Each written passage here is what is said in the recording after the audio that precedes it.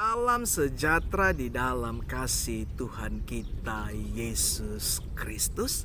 Shalom Bapak Ibu, saudara-saudariku yang dikasihi oleh Tuhan. Setelah tadi kita memuji, menyembah Tuhan, tiba saatnya untuk kita menerima berkat rohani, yaitu berkat kebenaran firman Tuhan.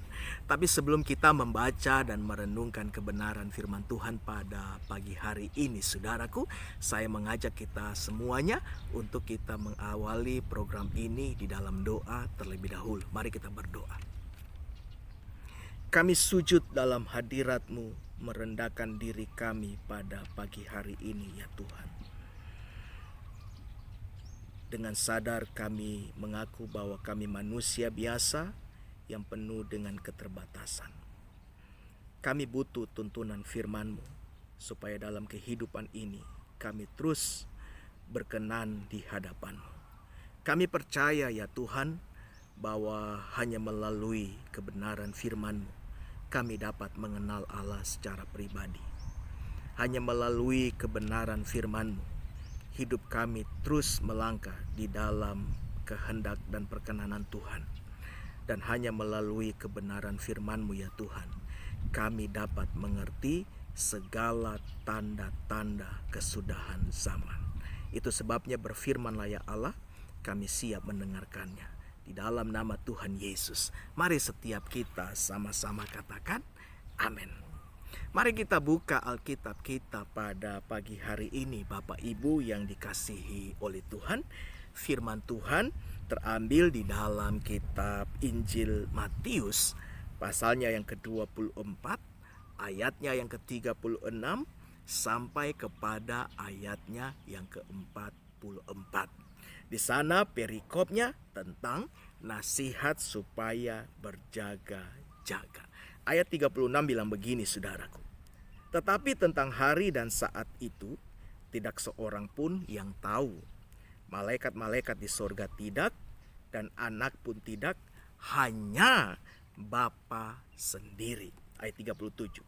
Sebab sebagaimana halnya pada zaman Nuh, demikian pula halnya kelak pada kedatangan anak manusia.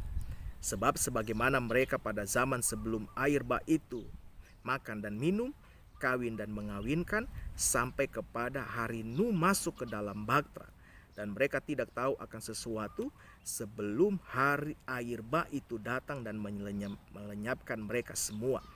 Demikian pula lah halnya kelak pada kedatangan anak manusia. Pada waktu itu kalau ada dua orang di ladang, yang seorang akan dibawa dan yang lain akan ditinggalkan. Kalau ada dua orang perempuan sedang memutar batu kilangan, yang seorang akan dibawa dan yang lain akan ditinggalkan. Karena itu berjaga-jagalah, sebab kamu tidak tahu pada hari mana Tuhanmu datang. Ayat berikutnya, ayat 43. Tetapi ketahuilah, jika tuan rumah tahu pada waktu mana pada malam hari pencuri akan datang, sudahlah pasti ia berjaga-jaga dan tidak akan membiarkan rumahnya dibongkar. Sebab itu hendaklah kamu juga siap sedia, karena anak manusia datang pada saat yang tidak kamu duga. Berbahagialah mereka yang mendengar dan melakukan setiap apa yang dikatakan kebenaran firman Tuhan. Jadi bukan mendengar untuk melupakan, melainkan sungguh-sungguh melakukannya di dalam kehidupan sehari-hari. Nah, saudaraku yang dikasihi oleh Tuhan, satu narasi firman Tuhan yang kita baca dan renungkan pada pagi hari ini berbicara tentang eskatologi. Terlebih khusus berbicara tentang kedatangan Kristus kedua kali. Firman Tuhan dengan sangat jelas menuliskan dan mengawalinya di dalam ayat 36 bahwa tentang hari dan saat itu tidak seorang pun yang tahu.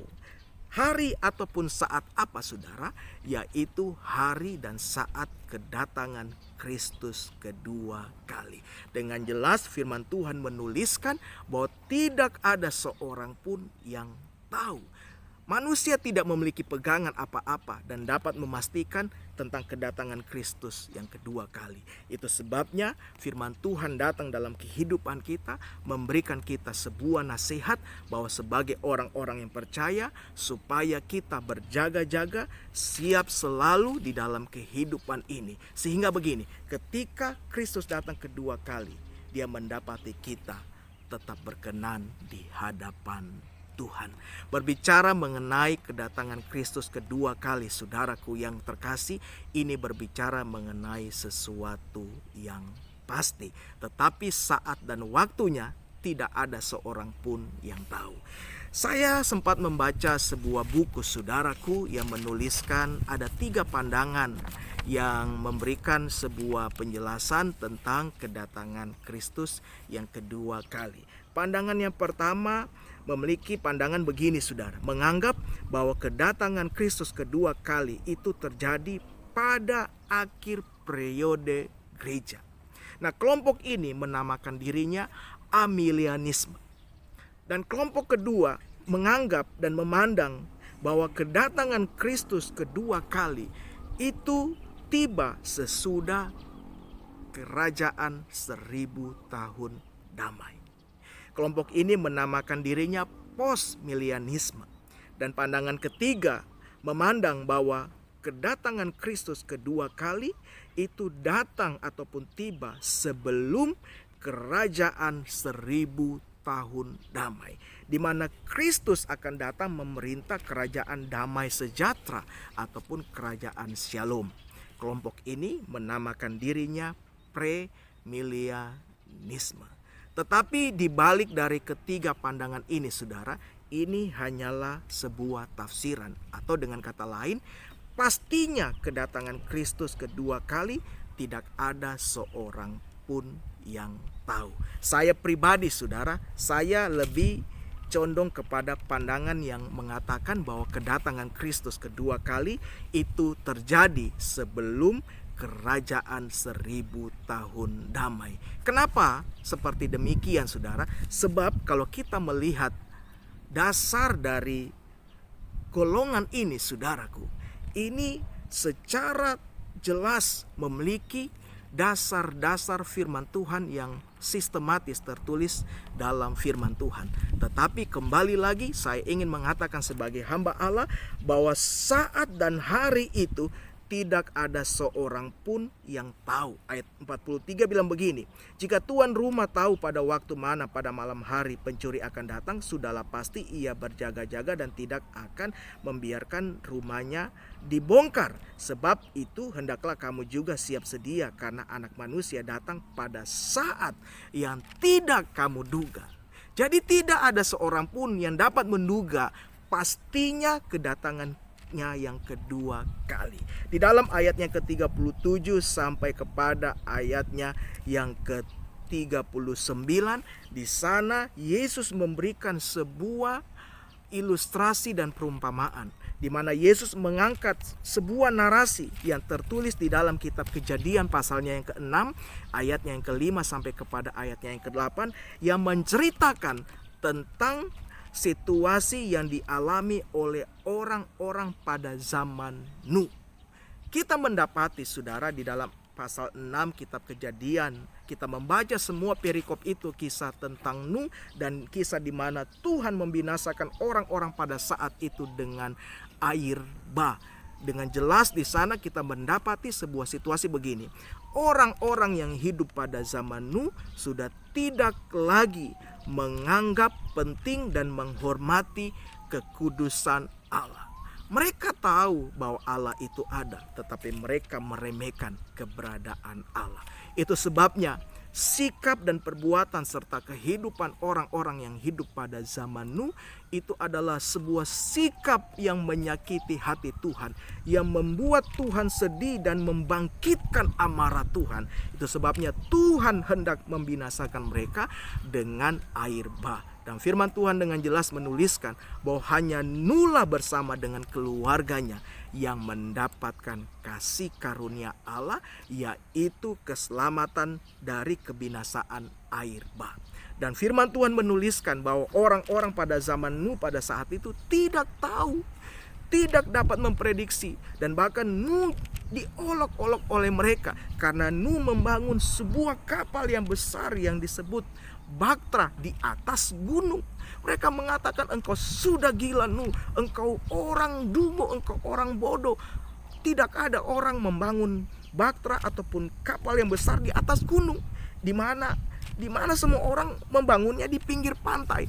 Tetapi Nuh tetap percaya kepada apa yang difirmankan Tuhan. Dan saatnya tiba Tuhan membinasakan orang-orang pada saat itu, saudara, dengan air bah. Dan mereka semuanya tidak ada yang tahu. Demikian pula juga dengan situasi yang terjadi pada zaman Lot. Kita melihat di dalam kitab Injil Lukas pasalnya yang ke-17 ayatnya ke-20 sampai kepada ayatnya ke-37.